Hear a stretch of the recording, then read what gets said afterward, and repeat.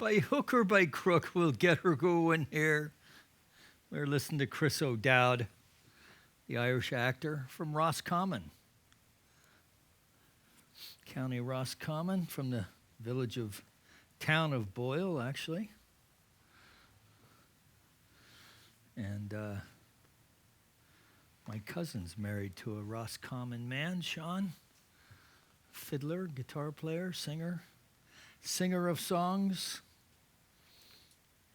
So I have my Celtic wrap on to keep me from man-spreading all over the place.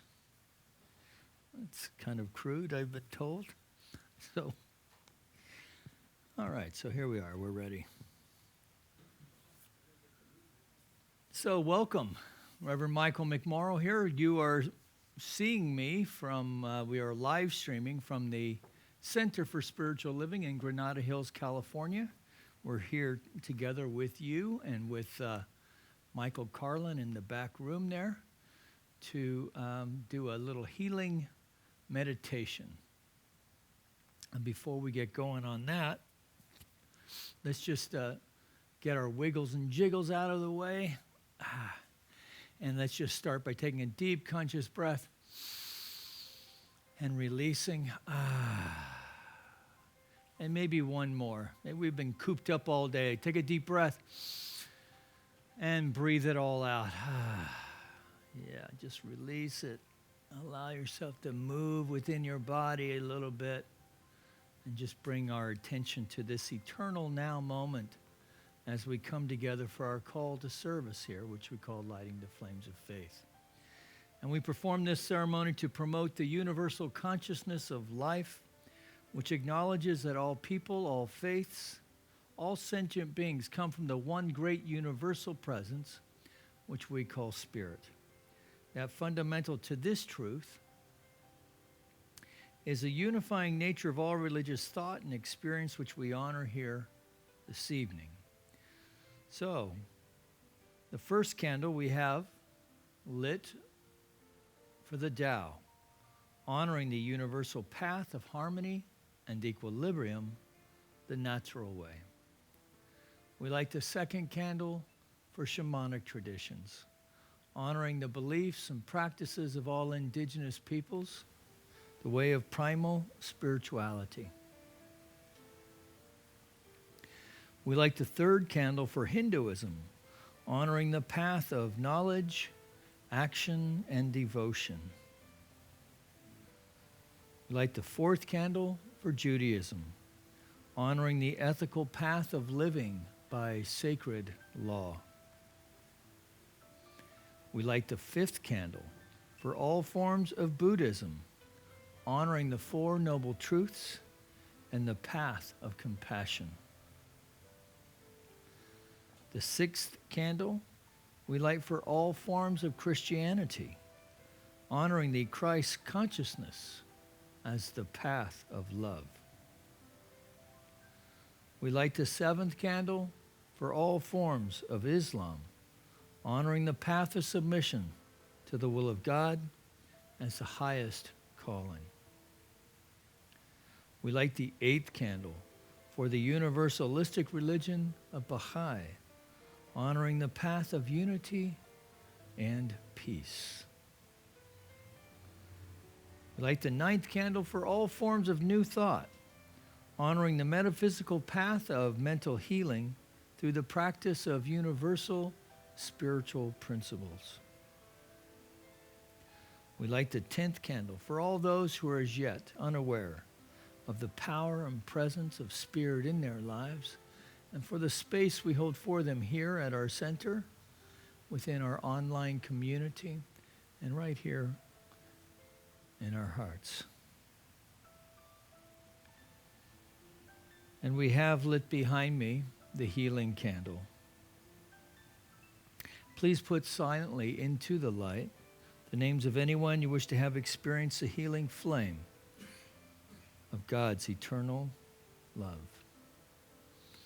So we remember at this time those who have passed in this past week, but particularly those who've passed from this this virus going around, and for their families and loved ones affected. So let's just go into the silence and just remember these folks for just a moment.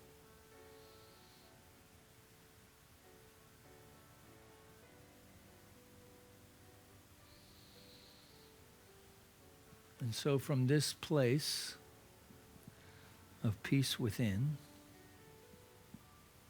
we recognize and know that in some kind of crazy cosmic way, there is only one thing going on here, God and nothing else. We know this to be that power, that presence that impresses and expresses itself in, through, and as all of existence. There is no spot where God is not. And so therefore, the Spirit is within me and within all beings. And so we're connecting with that in this moment. And so from this place of conscious unity with the One, I know for this evening that as we come together to meditate, that we are open and receptive to have an experience of whatever transpires within our time here together. The seemingly deep and the seemingly distracted, that all of it is good, for we are taking time and setting the intention to be still and know I am. And so for this intention and for the intentions of anyone watching or listening, we take a deep breath. And in that release, just that release, let that be, guide us to this idea of releasing it all onto that aspect of the mind, of the Spirit itself that knows only to say yes. Yes, my beloved, yes, in you I am well pleased. So we just release it to its divine unfoldment, knowing it's done. Together we acknowledge this by saying, and so it is. And so as I like to do, I like to find a little reading. And I have many books, like many of you, and probably like many of you, I've jumped in and out of them over the years. This one I've had taken time to study in the past. Joel Goldsmith's a pretty deep guy. But so I wanted to come upon this. I wanted to share with you a reading out of the chapter from The Thunder of Silence, and it's entitled Resist Not.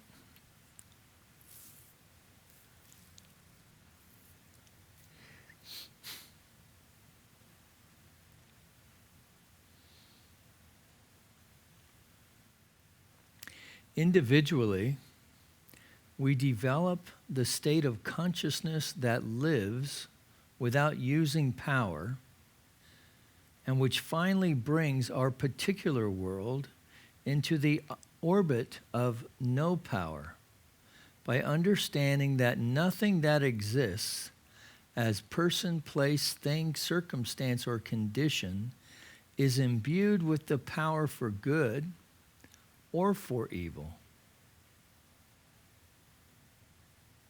There is no power for good or for evil because there is no power. Nothing is power and nobody is power. God alone is a creative, maintaining, and sustaining power which operates without any help from us.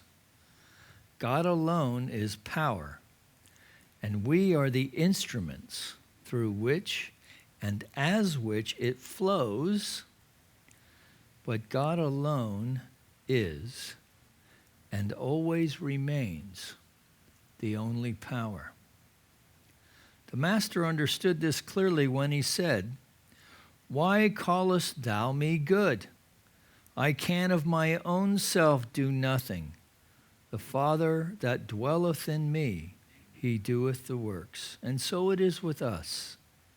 Power is not really given to us, but if we come to a state of mind in which we are so cradled in the Spirit that we do not resist the seeming error by denying, fighting, or trying to destroy it, we too shall witness the wondrous things which the Father within performs. A consciousness must be built in which the response to any problem that is presented to us is, look, here it is in my mind. I'm looking at it. It isn't benefiting me. It isn't hurting me. It is a shadow. I know the world has said that this thing is a power, that it can kill, destroy, or weaken, but I say it is a shadow, because in a God-created world, it cannot be a power. And I do not need any power. I do not even need a power to destroy it or overcome it or remove it. Human existence is based on a belief or trust in two powers, and even religion is based on the power of good over evil. But in heaven, there are no powers of good or of evil.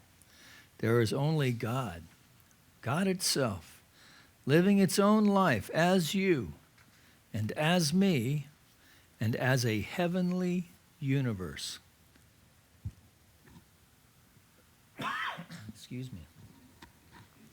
The very moment we can demonstrate the Master's teaching of resist not evil, we shall no longer spend our days, as most of the world is doing, chasing, searching, begging for a power to do something and competing with everybody else in the world. When we realize this new principle, not a new power, but a new principle, a new dimension of life, we live in a world where there is no competition, and in a universe where men do not fight one another.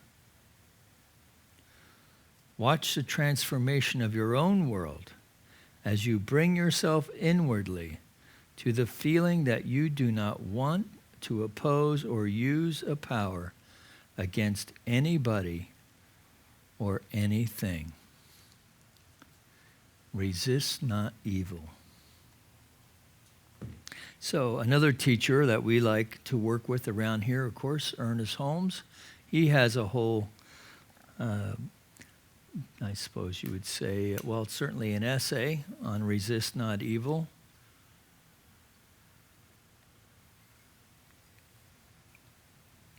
It comes, of course, from the Beatitudes, and I find it a very curious teaching myself. And so maybe we can ponder that this evening. Right? So essentially what Goldsmith is reminding us here is that there's the only power is God power. God is power. And that we are the instruments for it to work, to make itself known in the world. Really, the question is, are we up to the task? Which means we probably have to get and release some of judgments about how we think we show up in the world. You know, I have found over the years that people judge themselves far too harshly, with often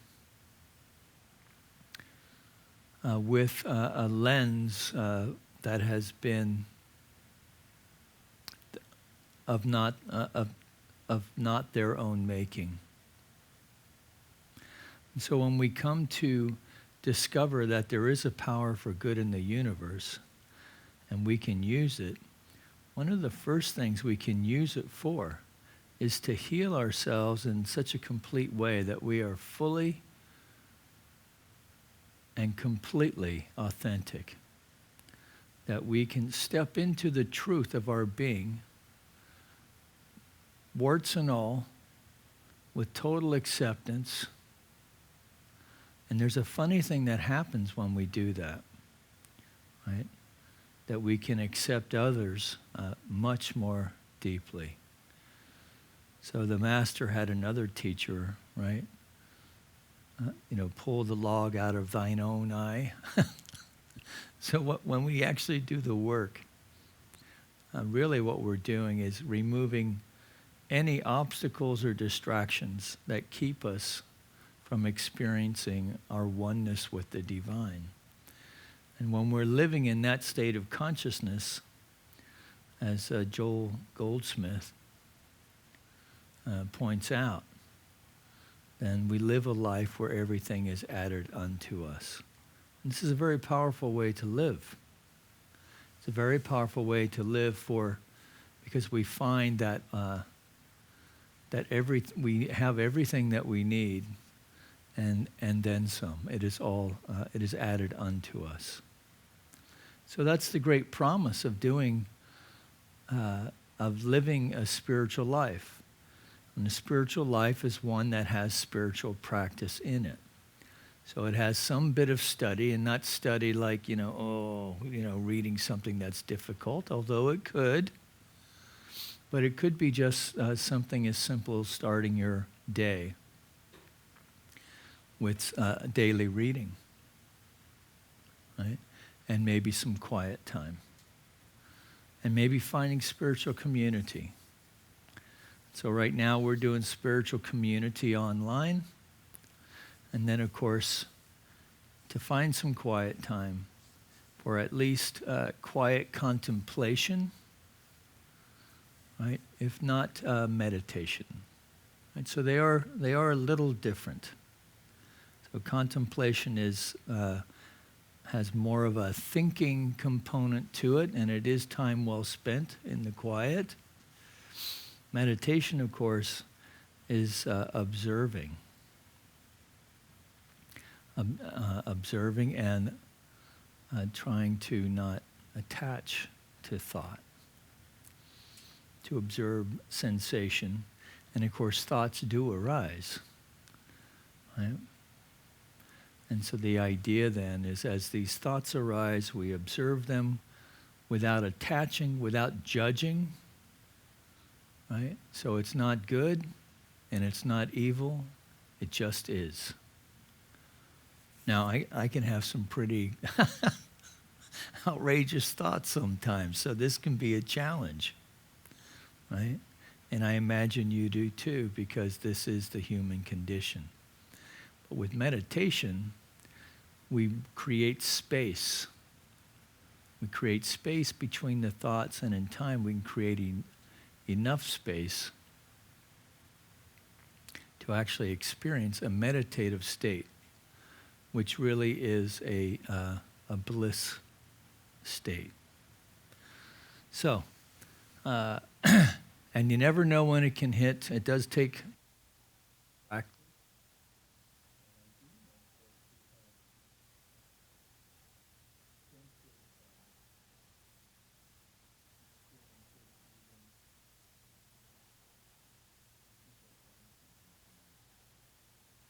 To my microphone. Is that it? There we go. You didn't miss much. Let's get on. Let's stop the chatter and get on with the meditating. What do you say? All right. So you'll have to excuse me. I've been repairing, doing a little drywall repair in the sanctuary while people are out. So it's a little dry.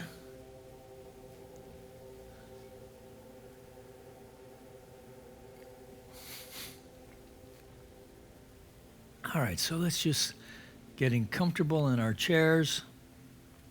As I like to talk about, setting the triangle the most stable shape there is. All of building is set in triangles, by the way. Maybe you don't know that, but that's the most stable design. So that's what we're doing here. Nice, stable base. So whether you're sitting on a cushion and rooting to the earth that way, sitting in a chair and rooting with your feet firmly on the ground. And then taking a deep conscious breath. And release. Just feel the function. Oh, good, nice lung function. That's important these days, right? All right, taking another deep breath. And releasing. Just feel that release. Go ahead and vibrate it out. Feel that vibration in the chest. Okay, we're going to do one more, taking a deep breath, holding it at the top.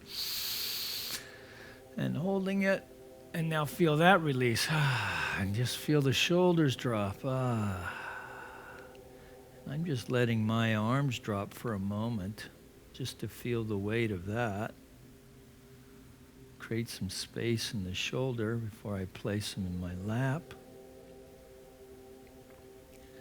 Now I'm going to bring my attention, invite you to bring your attention to the movement of the breath in the nostril, of which mine is itchy this evening. So this will be an interesting meditation. So we're breathing easily, naturally. The tummy rising and falling easily and naturally.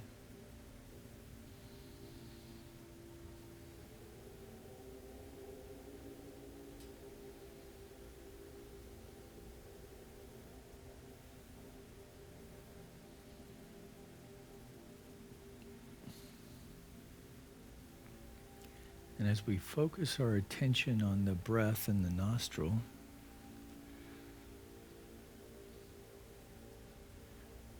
we'll see that the mind begins to still.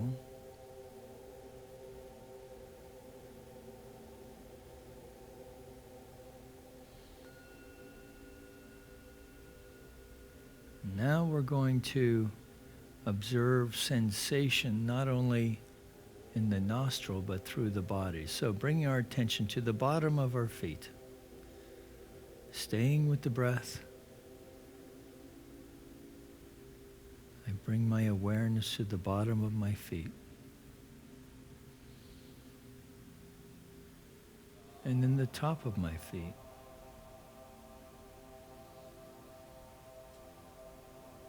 Up the legs. Into the knees. Sometimes we can torque the knees a little bit, so if that's the case, just make a little adjustment and just breathe into it. Release. Now up the leg. Bringing our attention to the hamstring, the top of the thigh,